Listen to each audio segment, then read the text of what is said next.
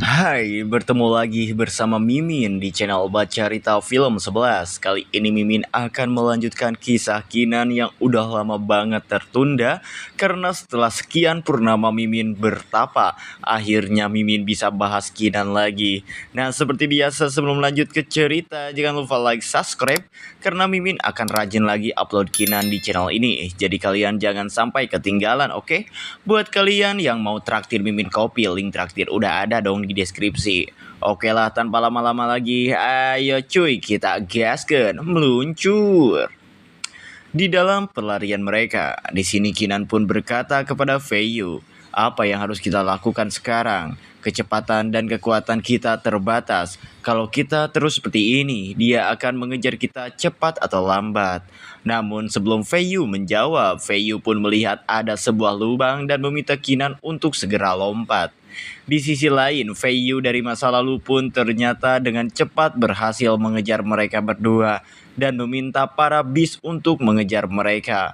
Feiyu masa lalu yang melihat Kinan dan Empress Feiyu yang asli melompat ke sebuah lubang, ia berkata, "Kalian ingin kabur? Tidak semudah itu, Ferguson." Ia lalu meminta para bis serigala untuk menghancurkan Kinan dan Empress Feiyu. Cepat kejar dan habisi mereka berdua. Para bis serigala pun dengan cepat melompat ke arah lubang yang mana Kinan dan Empress Feiyu terjun ke sana. Di sisi Kinan dan Feiyu, mereka telah berhasil masuk ke dalam lubang itu. Kinan berkata kepada Feiyu, "Itu hampir saja kita hampir tertangkap." Namun, Feiyu berkata kepada Kinan untuk tidak terlalu senang, karena mereka paling bisa lepas dari pengajaran hanya dalam waktu setengah dupa saja. Kinan pun bertanya, apa yang harus mereka lakukan sekarang? Feiyu lalu berkata, kita setidaknya beberapa ratus li dari altar. Kalau para bis itu terus mengejar kita seperti ini, kita tidak akan bisa sampai ke altar. Selain itu, para kultivator benua Changlan juga sudah memasuki benua ini. Kemudian Feiyu mengatakan, jika dirinya memiliki sebuah rencana, tapi itu memiliki syarat. Kinan bertanya, apa syaratnya itu? Kemudian dengan tegas, Feiyu berkata, kau tahu padaku dan terima aku sebagai mastermu. Aku akan mengajarimu Art of Three Lifetimes untuk memanggil kehidupan masa lalu, masa depan, dan masa sekarang. Mendengar persyaratan itu, Kinan menunjuk Feiyu dan menolaknya. Tidak mungkin, aku hanya punya satu master dalam hidupku. Terlebih lagi, kau tidak lupa kalau alasan kita berada dalam situasi seperti itu karena Three Lifetimes kan? Kemudian Feiyu pun dengan ekspresi sedih berkata kepada Kinan, siapa yang memberitahumu kalau kau harus memanggil 3 masa kehidupanmu setelah kau mengkultivasikan Art of Three Lifetimes? Aku tidak punya pilihan selain melakukannya. Bahkan kalau kau tidak memanggil 3 masa lalu kehidupan, kau akan diperkuat dengan kultivasi 3 masa kehidupanmu. Setelah mendengar penjelasan Feiyu, Kinan mengerti. Akan tetapi, tetap saja ia tidak bisa menjadikan Feiyu sebagai masternya. Feiyu pun paham jika Kinan tidak bisa menjadikan dirinya sebagai masternya. Akan tetapi ia meminta Kinan untuk membalas budi ketika Kinan naik ke Nine Heavens. Dan akhirnya Kinan pun setuju dengan persyaratan tersebut.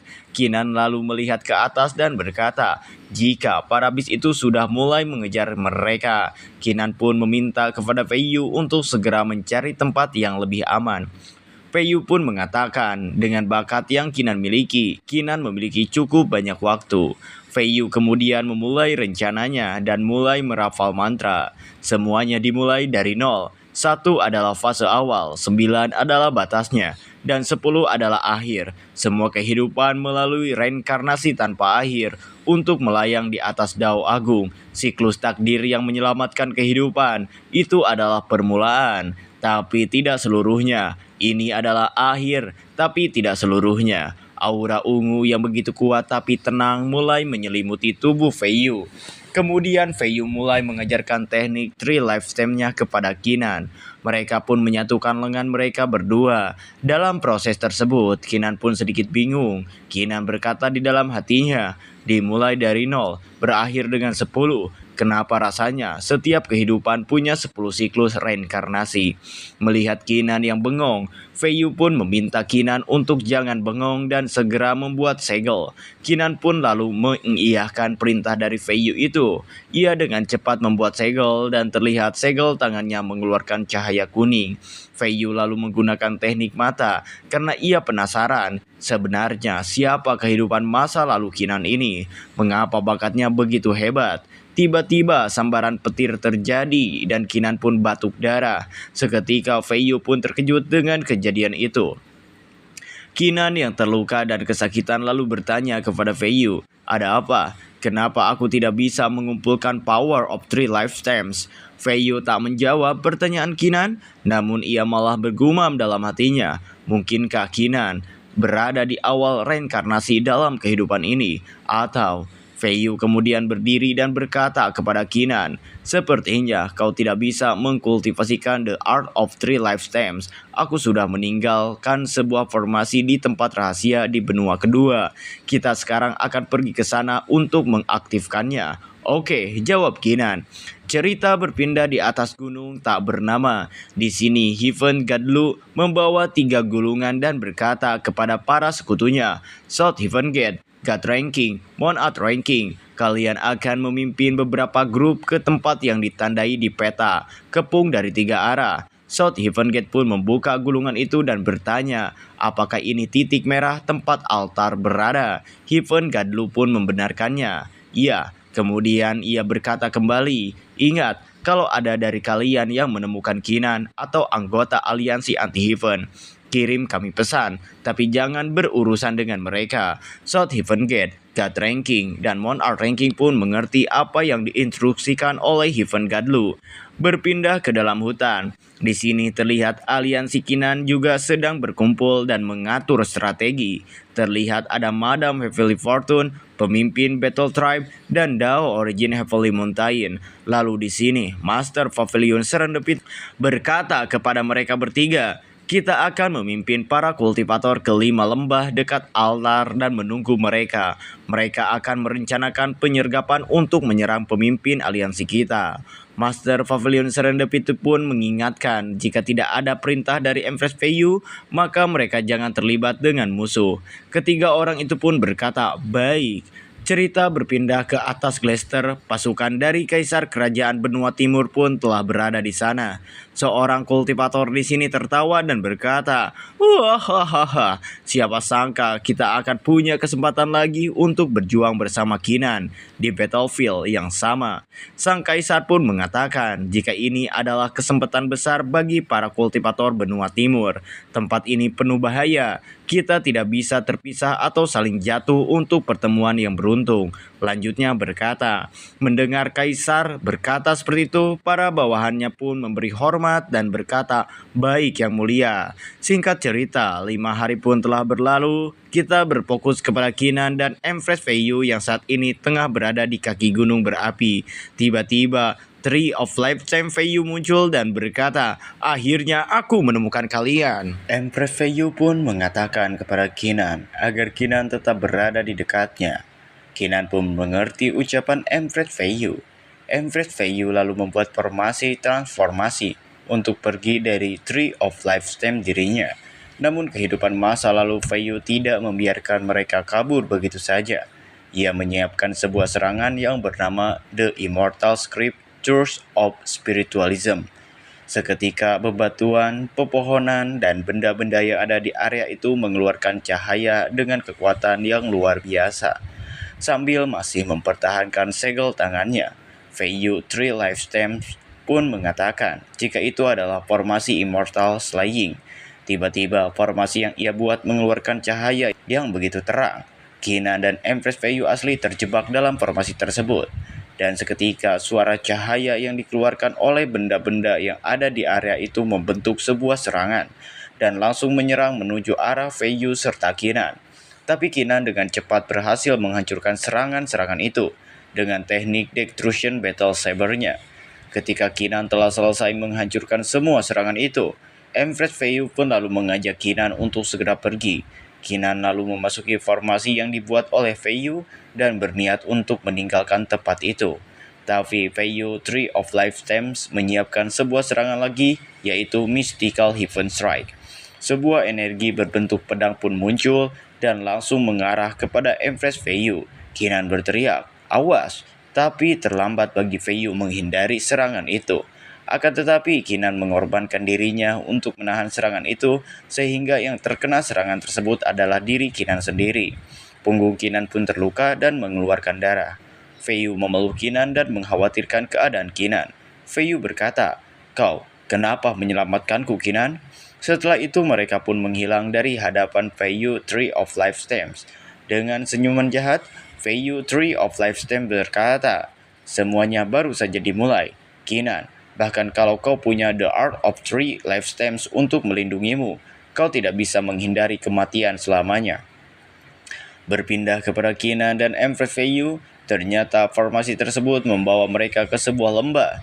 Di sini Feiyu membaringkan Kinan, tapi tiba-tiba Kinan kembali batuk darah yang membuat Feiyu semakin khawatir. Kinan yang tersadar dan bangkit, ia pun duduk. Ia tersenyum dan berkata kepada Feiyu untuk tidak khawatir karena dirinya baik-baik saja. Feiyu kemudian memasang wajah datar karena menyesal telah mengkhawatirkan Kinan. Feiyu lalu berdiri dan memarahi Kinan. "Kau benar-benar tak tahu batasan. Apa menurutmu, aku membutuhkanmu untuk menyelamatkanku? Kita hanya memiliki hubungan yang saling menguntungkan.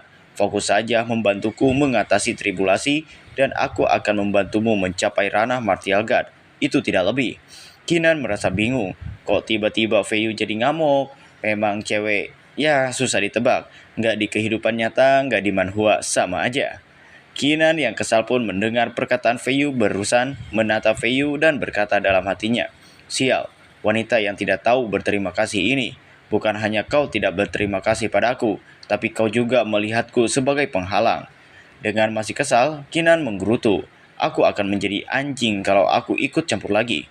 Sambil membuka baju dan mengobati lukanya, Kinan bergumam kembali dalam hati, "Dengan tubuh mortalku, saat ini aku tidak bisa menggunakan martial spiritku untuk menyerap spiritual ki untuk menyembuhkan luka-lukaku, dan aku tidak bisa memurnikan herbal, meskipun aku tidak akan bisa mati untuk sementara waktu. Terus seperti ini bukankah solusi?" Dan perkataannya itu pun tak dilanjutkannya, karena ia merasa lapar. Setelah membalut lukanya, Kinan berkata kembali dalam hatinya, "Tubuh mortal benar-benar merepotkan. Kalau aku tidak makan, aku mungkin akan mati kelaparan sebelum terbunuh oleh 3 kehidupan." Sambil mengenakan bajunya, Kinan pun mengatakan agar mereka mencari makan dulu. Kinan lalu pergi ke sungai untuk memancing. Terlihat Kinan pun mendapatkan ikan yang gemoy-gemoy. Kinan terus berusaha mendapatkan ikan lebih banyak dengan cara masuk ke sungai tersebut. Ya, agar ia bisa makan dan tidak kelaparan tentunya. Setelah mendapatkan 3 ekor ikan, ia langsung membakarnya. Dalam hatinya, ia berkata, 3 seharusnya cukup. Sambil membakar ikan, Kinan melihat Feiyu dan bertanya-tanya, apakah Feiyu juga merasakan lapar seperti dirinya? Tapi karena pernah dimarahi oleh Feiyu, ketika Kinan menyelamatkannya, Kinan pun jadi merasa bodoh amat, mau Feiyu lapar atau tidak, itu bukan urusan gue, ucap Kinan. Kinan pun yang mencium aroma ikan itu sudah sangat ngiler, matanya berbinar-binar dan berkata, "Baunya enak banget, seharusnya udah hampir matang nih coy." Setelah matang, Kinan langsung memakan ikan itu, walaupun masih panas, ya karena udah lapar banget kali ya. Setelah memakan 3 ikan itu, ia pun merasa kenyang dan lega, karena laparnya sudah hilang. Di sisi Feiyu, tampaknya ia sedang dalam kesulitan, terbukti dengan ucapannya yang mengatakan, jika dirinya kekurangan energi. Sepertinya tubuhku tidak punya cukup energi untuk mengaktifkan formasinya itu. Itu akan membutuhkan setidaknya sebulan untuk betul-betul pulih. Tapi itu terlalu lama, formasinya harus diaktifkan dalam 5 hari, ucapnya dalam hati. Di saat yang sama, Kinan pun memanggil Feiyu. Feiyu lalu melirik ke arah Kinan, tapi tidak berkata apapun. Kinan lalu berkata, "Aku menyisakan ikan bakar untukmu. Kau seorang mortal sekarang, kau butuh makan untuk mengisi kembali energimu." Feiyu terlihat tersipu malu, pipinya pun memerah. Kinan yang sedang bersantai lalu berkata kembali, "Tentu saja, kalau kau tak mau makan, lupakan saja. Aku akan tidur. Kalau kamu mau, ambil saja sendiri," ucap Kinan. Fei Yu masih malu-malu dan berkata jika Kinan ini kekanak-kanakan. Sambil mengambil ikan bakar itu, Fei Yu pun berkata dalam hatinya, memangnya ada martial art yang bisa membantuku memulihkan energiku dengan mengkonsumsi bis. Fei Yu menatap ikan itu sebelum memakannya dan kembali berkata dalam hatinya, meskipun ikan ini hanya beast body tempering lapisan ketiga, ini mengandung sejumlah ki. Ayo lihat, apakah itu bekerja? Ketika menggigit ikan itu, Fei Yu merasa jika ikan itu enak pakai banget. Ia tidak menyangka jika Kinan ini ahli dalam memasak. Kinan yang pura-pura tidur ternyata melihat Fei Yu yang menikmati ikan tersebut dan bergumam, dia tidak bisa menyembunyikan kebenaran dariku. Kemudian Kinan kembali tertidur. Fei Yu yang masih merasa lapar pun mengambil pancingan Kinan dan berkata, jumlah ki dari ikan itu tidak cukup. Aku harus menangkap dan memanggangnya lagi. Ternyata dia berniat untuk memancing ikan lagi karena energinya masih belum terisi penuh atau memang benar-benar doyan ya. Fei Yu kemudian di sini membangunkan Kinan. Bangun Kinan, ucap Fei Yu. Kinan pun terkejut, ilernya pun masih terlihat. Ada apa? Apa ada musuh menyerang? Ucap Kinan. Ternyata di sini Fei Yu telah mendapatkan ikan dan menyuruh Kinan untuk memanggangnya. Pergi, panggang ikan, aku mau 10. Kinan pun terkejut dengan perkataan Fei Yu tersebut. Kinan tersenyum dan berkata, aku pikir kau akan meremehkannya. Aku tidak menyangka kau malah menyukainya, ucap Kinan sedikit meledek Fei Yu. Kinan lalu berkata lagi kepada Fei Yu, kau terlalu banyak berpikir, aku tidak memanjakan nafsu makanku. Fei Yu kemudian berkata kepada Kinan sambil menunjukkan jarinya, ada sebuah seni bela diri yang bisa membantuku memulihkan energiku lebih cepat dengan mengkonsumsi bis. Aku akan mengajarimu seni ini dan sebagai harganya tentu saja kau harus membantuku memegang ikan, ucap Fei Yu. Kinan pun berkata, mungkin karena kau tidak pandai memanggang, ledeknya. Seketika, Fei Yu pun menjadi kesal dan menatap Kinan dengan tatapan tajam. Berhenti bicara omong kosong, kau setuju atau tidak? Tanya Fei Yu. Kinan pun kemudian berkata sambil membawa pancingannya itu lagi. Cuma orang bodoh yang tidak setuju. Kau duduk saja di sana dan tunggu makanannya, ucap Kinan. 3 hari kemudian, mereka masih berada di pinggir sungai. Di sini, mata Fei Yu tertutup. Kemudian, setelah ia membuka matanya, ia bergumam, ikan-ikan di sungai sudah hilang, tapi untungnya lukanya hampir pulih. Tidak perlu menggunakan seni itu lagi. Ternyata di sini, luka Kinan telah pulih. Fei Yu beranjak bangkit dari duduknya. Fei Yu berkata, Kinan, aku akan mengaktifkan formasinya dan kau akan menyalurkan Death Crystal. Kinan pun cukup terkejut. Ucap Kinan. Fei Yu kemudian pergi meninggalkan Kinan dan Kinan di sini masih bengong melihat Fei Yu. Fei Yu kemudian membuat segel tangan dan mulai membacakan ajiannya. Terlihat di sini formasi pun muncul di atas langit.